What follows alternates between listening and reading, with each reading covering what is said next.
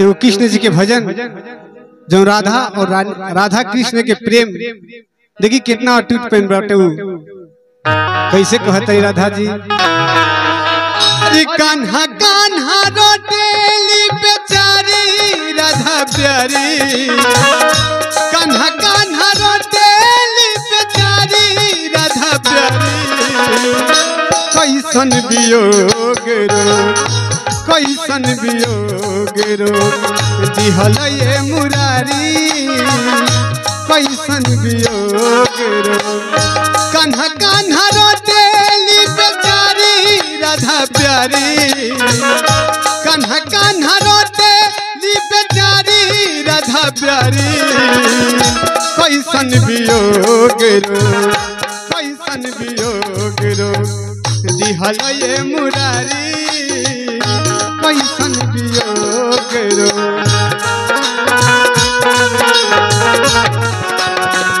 ये बात हो, क्या बात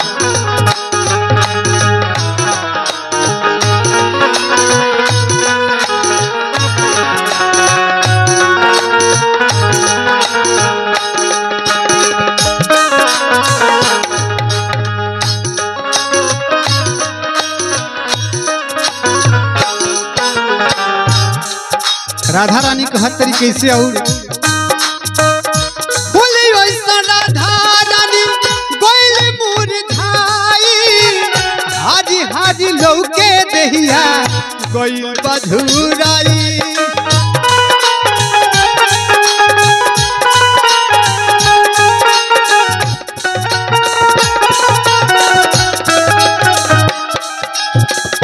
बोली वैसा राधा रानी गोइल मुरझाई, हारी हारी लौके देहिया गोइल बधुराई।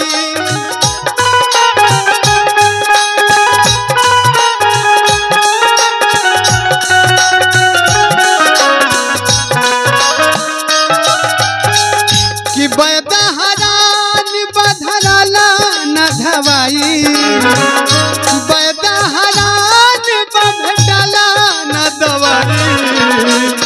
कैसन वियोग रो कैसन वियोग रो दिहल ये मुरारी, कैसन वियोग रो दिहल ये मुरारी, कैसन वियोग रो।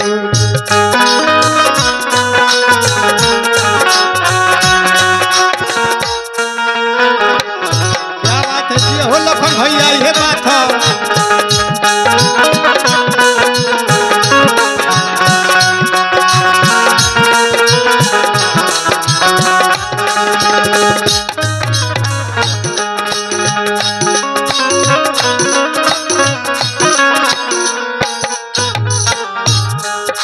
लास्ट में तो हतरी कोहले आकाश कहे पहिलो न सुधी, ओही रंग जात कैसे छुटी ओही बुद्धि।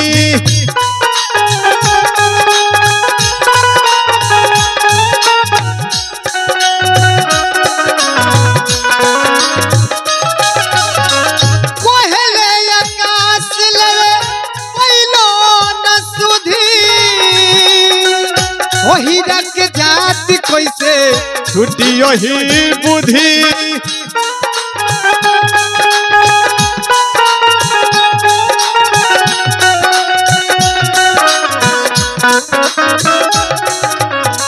काहे काजल कुमारी से कोइले बरोयरी,